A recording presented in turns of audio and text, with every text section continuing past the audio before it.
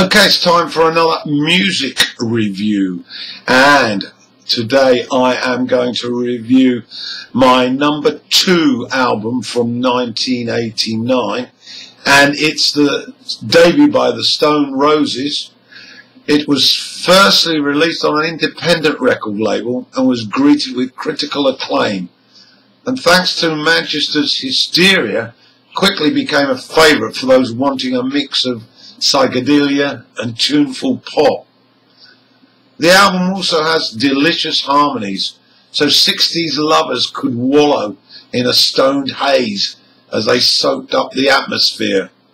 Seriously though, it's an exceptional piece of work.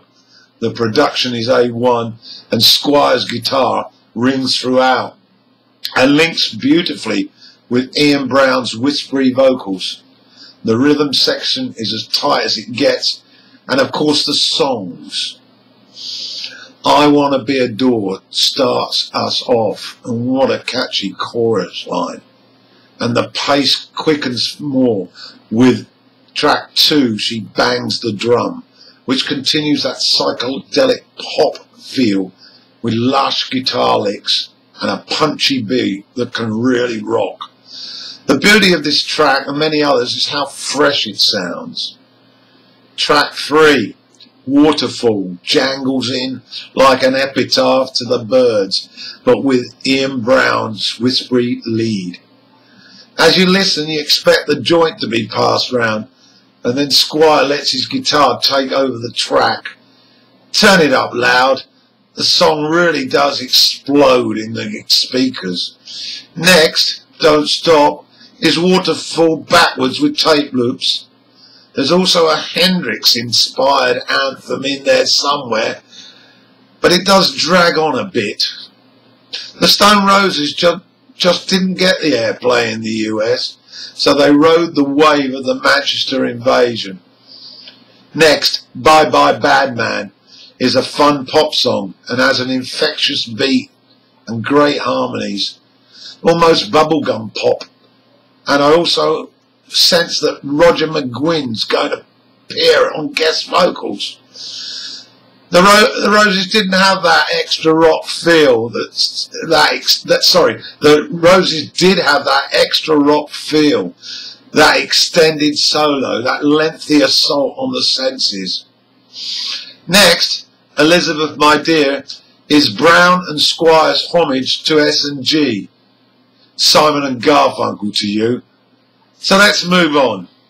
Next, Song for My Super Spun Sister is pleasant, but Made of Stone is more moody and has more impact as it quickens with chimey guitars and skippy bass drum rhythms, and that blitzy guitar solo with the aeroplane buzzsaw effects.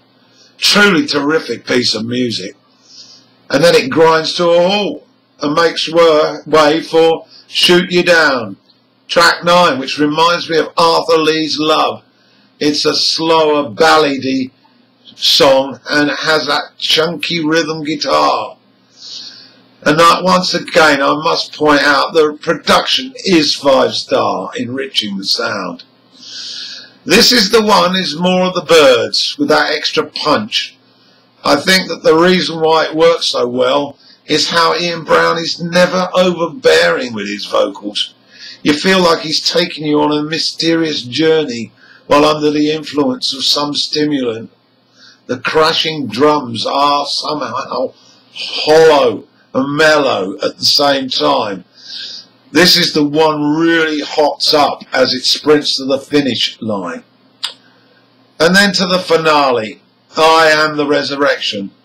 It crashes out at you and is much more rock 80s style. The psychedelia has long been packed away and this truly rocks.